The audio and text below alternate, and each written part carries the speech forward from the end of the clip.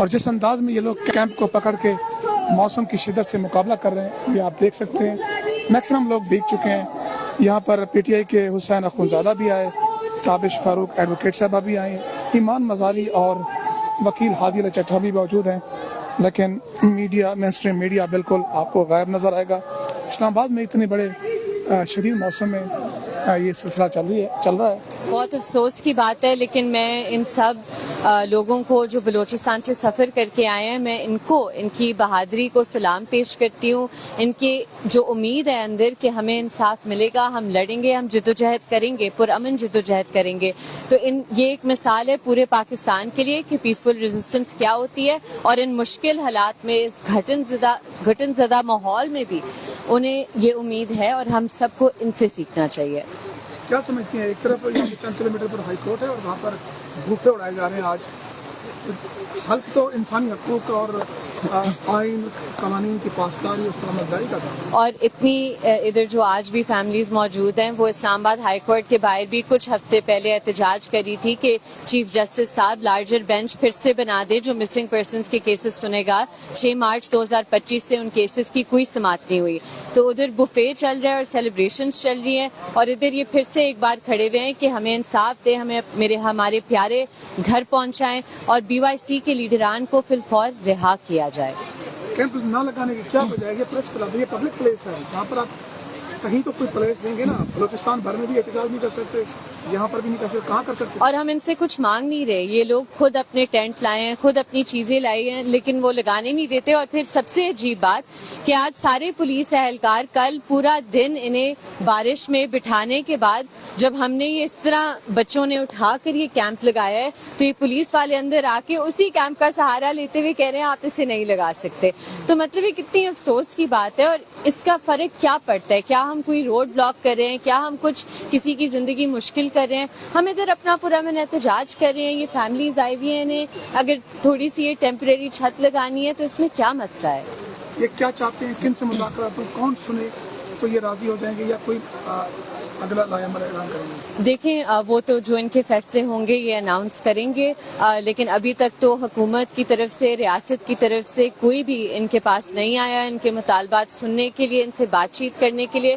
اور یہ بھی بہت افسوس کی بات ہے کہ بلوچستان سے سفر کر کے یہ ادھر آئے کہ کوئی ہمیں سنے گا, لیکن آج دوسرا دن ہے, کوئی نہیں سننے آیا. مریم نواز ایک وقت تھا کہ خود آتی تھی ان دنوں میں, آج دوسری بار ہے, پچھلے سال بھی احتجاج ہوا, کوئی ٹویٹ, کوئی آنا, کوئی بات تک کرنا. جب اقتدار میں ہوتے ہیں تو پھر ان کے لیے یہ ایشو نو گو ایریا بن جاتا ہے. اور دیکھیں, ظاہری سی بات ہے کہ پھر آپ ان ایشوز پر نہیں بات کر سکتے جو لوگوں کے اصل مسائل ہیں, آپ پھر اپنے اقتدار کو بچاتے ہیں. Thank you. دیکھیں, ہم پرامن لوگ ہیں, میری بہن پرامن تھی, اور اس نے جو بھی آوازیں اٹھائی 1.5 سال پہلے وہ یہاں پہ موجود تھی, باقی جو مسنگ پرسنز لوگ تھے ان کے ساتھ تھی, ان کا جو بھی مطالبہ تھا, وہ جو بھی جلسے یا جلوس کرتی تھی, اس کا یہی مقصد تھا کہ پاکستان میں جو بلوچوں کی نسل کشی ہو رہی ہے وہ بند ہو. لیکن جس طرح سے 4 مہینوں سے زیادہ کا عرصہ گزر چکا ہے کہ میری بہن کو پہلے 3 MPO جیسے کالے قانون کے تحت گرفتار کیا گیا, اور پھر اب بے بنیاد FIRs پہ انہیں گرفتار کر رہے ہیں. کل بھی ان کی پیشی ہے, اور ہمیں خدشہ ہے کہ کل دوبارہ انہیں کسی اور FIR کے تحت ریمانڈ پہ بھیجا جائے گا, اور اسی طرح جو ہے نا یہ سائیکل چلتا جائے گا. لیکن ہم نے قانون اور آئین کو نہیں چھوڑا ہے, ہم سیشن کورٹ سے لے کر سپریم کورٹ تک گئے ہیں. جس طرح ہم پاکستان کے آئین اور قانون کی وفاداری کرتے ہیں, اس کو فالو کرتے ہیں, مجھے لگتا ہے کہ یہاں پہ پاکستان میں موجود اس کے ادارے بھی اس طرح نہیں کرتے, اس کا عدالتی نظام بھی اس طرح پاکستان کے آئین کو نہیں مانتا جس طرح ہم مانتے اور اسے فالو کرتے ہیں. لیکن ہم یہاں پہ اس بارش میں بیٹھنے پہ مجبور ہوئے ہیں, کیونکہ ہمیں لگتا ہے کہ ہمیں پاکستان کے عدالتی نظاموں سے نہ پہلے 75 سال پہلے ہمیں نہ انصاف ملا ہے, نہ آگے ہمیں انصاف ملے گا. اور جس طرح ڈاکٹر یا BYC کے باقی لیڈران ہیں, ان کے کیسز میں ہم دیکھ رہے ہیں کہ انصاف دور کی بات ہے, جس طرح فیئر ٹرائل ہوتا ہے وہ تک ہمیں مہیا نہیں ہے. ہمیں فیملیز کو روزانہ کی بنیاد پہ جیل انتظامیہ سے لے کر عدالتی نظام تک جو عدالتی نظام کے اندر جس نظر سے دیکھا جاتا ہے جیسے ہم دہشت گرد ہو, لیکن جو پاکستان کے اندر جو لوگ ہیں جو आइन और अदालत को तोड़ने पे मजबूर तोड़ रहे हैं, उन्हें उस तरह की नज़र से नहीं देखा जाता जिस तरह हमें उस नज़र से देखा जाता है।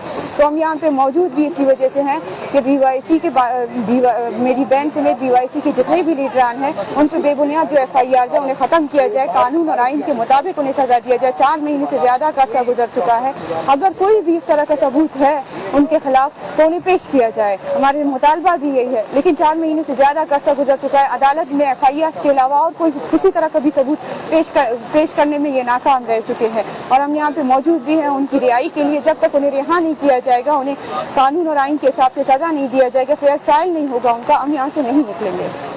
नादिया, हमने ये देखा कि अभी रिसेंटली अपना हादी और ईमान ने एक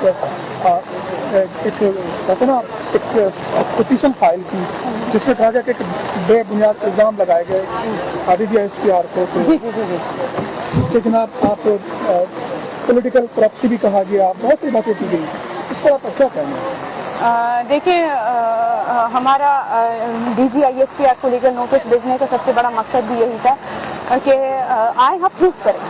आप मेरी बहन को अगर दहशतगर्दों की प्रॉक्सी कह रहे हैं, उनकी पुरअमन पार्टी को आप दहशतगर्दों की प्रॉक्सी कह रहे हैं, तो आए आप सबूत करें। 4 महीने से ज़्यादा का अर्सा गुजर चुका है, अदालत में बार बार आपके जो एडवोकेट जनरल है वो आते हैं कि हमारे पास सबूत है, मैंने रखना चाहते हैं, लेकिन FIR के अलावा उन्होंने इस तरह का कोई और सबूत नहीं दिया। और ऊपर DG ISPR 2 कॉन्फ्रेंस में मुसलसल मेरी बहन के ऊपर जो है ना उनकी किरदार पुष्टि करते हैं, उन्हें किसी पार्टी या दहशतगर्द तंजीम की जो है प्रॉक्सी कहते हैं।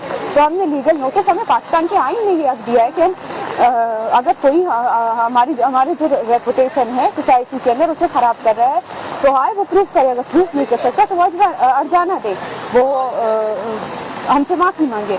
लेकिन मुझे लगता है कि हम आइन और कानून के हिसाब से चल रहे हैं, यहाँ के अदारे नहीं चल रहे हैं। आपको क्या लगता है क्यों हर जब भी आप लोग तहरीक चलाते हैं एक नकली कर दिया जाता है सेपरेटिस्ट के साथ? देखिए, ये मुझे तो मैं इसके बारे में कुछ नहीं कह सकती, ये उनकी सोच है। लेकिन हम पुरअमन पे मैं यही कहना चाहती हूँ, हम पुरअमन हैं और हमेशा पुरअमन रहेंगे। और हमारा मुतालबा भी यही है कि आप जो लोगों को लेकर जाते हैं, लिसन करते हैं, उन्हें आइन और कानून के हिसाब से सजा दें। क्या आप समझते हैं कि क्या ऐसा हो कि आप लोग इस घर के मौसम में डर के आप उठ सकते हैं और घरों को मुतमईन जा सकते हैं? क्या मुतालबा होंगे?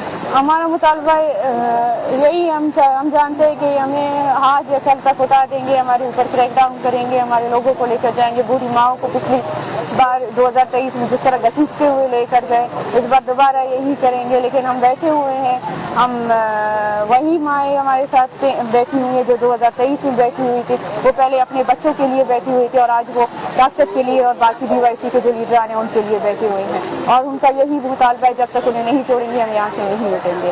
हमें बारिश और मौसम से कुछ फर्क नहीं पड़ता। ख़ानदान से हमारे 3 लोग इस वक्त मिसिंग हैं। मेरा भाई Asif Bloch, cousin Rashid Bloch और मेरा चचाजाद भाई सलमान बलोच। मेरे भाई आसिफ और रशीद को 7 साल पहले उन्हें गिरफ़्तार किया गया। उनकी गिरफ़्तारी भी ज़ाहिर हुई, लेकिन उसके बाद 7 साल हो रहे हैं, हम नहीं जानते कि वो कहाँ और किस हाल में हैं। हालांकि उनकी गिरफ़्तारी भी ज़ाहिर की गई, लेकिन आज तक उनका जुर्म साबित नहीं किया गया और ना ही उन्हें सामने लाया गया।